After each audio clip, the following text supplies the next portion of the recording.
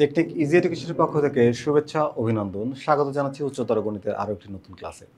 আজকের ক্লাসে আমরা টাইপ 9 এর যে এমসিকিউ গুলো আছে অর্থাৎ এক্স ওয়াই বিন্দুগামী এবং এম ঢাল বিশিষ্ট সরলরেখার যে সমীকরণ সেই সমীকরণ নির্ণয় সংক্রান্ত যে এমসিকিউ গুলো আছে সেই এমসিকিউ গুলো সমাধান করার চেষ্টা করব। তাহলে চলো আর কথা না বাড়িয়ে আমরা এমসিকিউ গুলো শুরু করে দিই। আমাদের প্রথম এমসিকিউতে বলা হচ্ছে যে 2 আর 3 একটা বিন্দু, সেই বিন্দুগামী যে রেখাটাতে ঢাল হচ্ছে 4, তাহলে সরলরেখার সমীকরণ নিচের কোনটি? এখন এখানে বিন্দু আছে কয়টা তোমরা একটু দেখবা, যেখানে বিন্দু আছে কয়টা, তো বিন্দু আছে কিন্তু একটা হচ্ছে 3 আর হচ্ছে 2 আর হচ্ছে 3। তো এখানে একটা বিন্দুগামী সরলরেখার সমীকরণ নির্ণয় সূত্র হচ্ছে y minus y1 equals to m into x minus x1। এখানে এই যে y আর এই যে x, এটা হচ্ছে আমার সমীকরণের মধ্যে যে x y প্রয়োজন যে চলক, সেই চলক। আর এখানে y1 আর x1 হচ্ছে এখানে যে বিন্দু দেওয়া আছে সেই বিন্দু। তাহলে আমি যদি একটু এখানে মানটা অ্যাড করে দিই, ধরো y মাইনাস y1 এর মান হচ্ছে 3, এই বসাইলাম হচ্ছে 3 ইজ ইকুয়ালস টু ঢাল হচ্ছে 4, বসালাম 4, তাহলে x মাইনাস x1 এর মান হচ্ছে 2, তাহলে এখানে বসাই দাও 2। ওকে, তাহলে চলো হিসাব করি y minus 3 equals to 4x, এখানে মাইনাস 4 দুগুণা 8 8, তো এখানে এই 3টাকে আবার ওই পাশে পাঠিয়ে দাও, তাহলে y equals to 4x minus এই 3 ও পাশে গেলে প্লাস হবে, তার মানে 8 থেকে -8 থেকে যখন তুমি +3 করবা আবার হচ্ছে -5, তাহলে এটাই কিন্তু আমাদের সরলরেখার আদর্শ সমীকরণের রূপ। আদর্শ রূপ হচ্ছে y mx c। তবে এই ধরনের অ্যান্সার যদি তুমি না পাও সেক্ষেত্রে আরেকটু মডিফাই করা লাগতে পারে। দেখি আমরা এই অ্যান্সারটা আছে কিনা। y 4x - 5, হ্যাঁ আমাদের অ্যান্সার আছে y 4x - 5 কতে। তাহলে আমাদের এই প্রশ্নের অ্যান্সার হচ্ছে ক। আমরা যদি নেক্সট প্রশ্নে চলে যাই, পরবর্তী প্রশ্নের সমাধান করব, এবং এই প্রশ্নে বলা হচ্ছে কি দেখো যে 3 আর 4, তাহলে আমরা সূত্রটা লিখি y minus y1 equals to m into x minus x1। এখানে y1 এর মান দেওয়া আছে হচ্ছে তোমার, এখানে x1 আর y1 এর মান, y1 এর মান হচ্ছে 4 আর x1 এর মান হচ্ছে 3 এটা, আর ঢাল m সমান সমান দেওয়া আছে হচ্ছে -3। এখন আমরা এই ভ্যালুগুলো এখানে অ্যাড করে দিব। তাহলে y মাইনাস y1 এর মান কত বলো তো 3, এই লিখলাম হচ্ছে 3, y1 এর মান হচ্ছে 4, সরি এই যে 4, আর ইজ ইকুয়ালস টু m এর মান হচ্ছে -3, তাহলে এখানে আমরা বসাবো হচ্ছে -3, এই বসাইলাম -3, আর x মাইনাস x1 এর মান কত, x1 এর মান হচ্ছে 3, এখানে বসাই দিলাম হচ্ছে 3। চলো হিসাব করি, তাহলে y minus 4 equals to -3x, আর মাইনাস মানে যে প্লাস হয়ে গেল 9, তাহলে এই 4টাকেও আমি ওই পাশে পাঠিয়ে দেই, তাহলে y ইকুয়ালস টু -3x, এটা পাশে প্লাস হয়ে যাবে, প্লাস হবে 13। দেখবো আমরা এই রকম অ্যান্সার আছে কিনা। y equals to mx plus c, এটা হচ্ছে আদর্শ সমীকরণের রূপ। তো এই রূপে অ্যান্সার আমাদের এখানে আছে কিনা, আমাদের এই রূপে অ্যান্সার নাই, সবগুলো এক পাশে। তা আমরা যদি সবগুলোকে এক পাশে নিয়ে আসি তাহলে কি পাচ্ছি বলতো, যে y, সুতরাং y এটাই পাশে প্লাস হয়ে যাবে, তাহলে এক্সটাকে আগেও লিখতে পারো, আবার এখানে আগে না পরে লেখা আছে তো আমরা পরে লিখতে পারবো, সমস্যা নাই।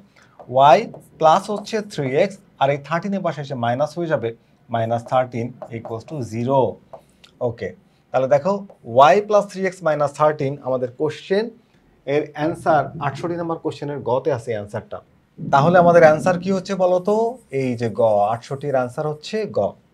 তো আমরা যদি পরের প্রশ্নটা সমাধান করি, পরের প্রশ্নটা কিন্তু খুবই গুরুত্বপূর্ণ, দেখতে পাচ্ছ রেড মার্ক করা বা 3 স্টার দেওয়া আছে।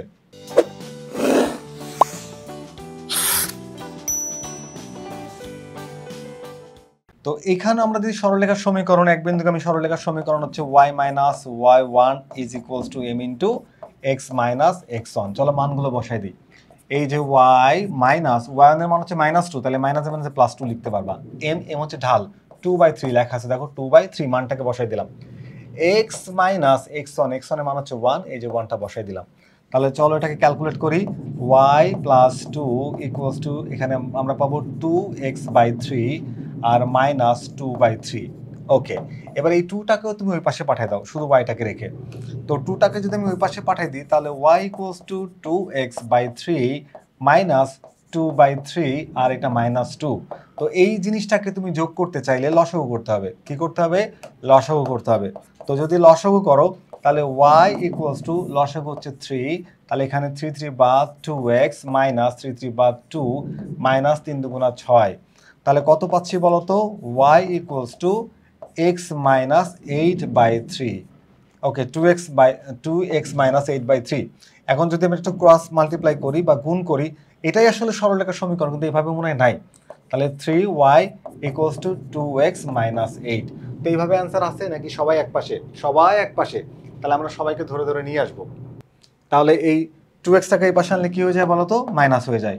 তাহলে 3y minus 2x plus 8 equals to 0। ওকে, হ্যাঁ এই দেখো, এই যে 3y minus 2x plus 8 equals to 0। তাহলে আমরা অ্যান্সারটা পাচ্ছি কি এখানে? আমরা হচ্ছে এই যে অ্যান্সারটা পাচ্ছি, আমরা কিন্তু এটাই বের করছি যে 3y minus 2x plus 8 equals to 0। তার মানে আমাদের এই কোশ্চেনের অ্যান্সার হচ্ছে গ, অর্থাৎ 69 নাম্বার প্রশ্নের অ্যান্সার হচ্ছে গ। এবার আমরা চলে আসছি কোশ্চেন নাম্বার 70।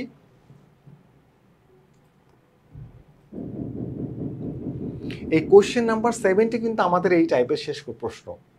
তো একটি সরলরেখার ঢাল দেওয়া আছে হচ্ছে -1/√3। তো আমরা এটাকে সমাধান করে দেখাতে চাচ্ছি। তো এখানে দেখো যে ঢাল m সমান সমান দেওয়া আছে হচ্ছে -1/√3, আর যে দুইটা বিন্দু ওইটা এখানে x এর মান, এটা হচ্ছে y এর মান, x1 এর মান, y1 এর মান। তাহলে আমরা সরলরেখার সমীকরণ জানি y minus y1 equals to m into x minus x1 লিখে দিলাম। এটা হচ্ছে, এই ওয়াইটা হচ্ছে চলক, সমীকরণের চলক, আর এই ওয়াইটা হচ্ছে মান, এই 0 লিখে দিলাম 0। এম এর মান হচ্ছে -1/√3 লিখলাম। আর এখানে x মাইনাস x1 এর মান হচ্ছে -2, মাইনাসে মাইনাসে +2 লিখতে পারবা, লিখে দিলাম। ওকে, চলো এবার এটাকে একটু ক্যালকুলেট করি। তাহলে আমরা এখানে পাচ্ছি y ইকুয়ালস টু, এখানে xটা উপরে গেলে গুণ হয়ে যায়, তাহলে -x/√3। আর এখানে আমরা পাচ্ছি কত বলতো? প্লাসে মাইনাসে মাইনাস, এই যে -2/√3 গুণ করে দিলাম। তাহলে এখানে আমরা এইটাকে যোগ করতে গেলে আমাদের কি করতে হবে? লসাগু বের করতে হবে।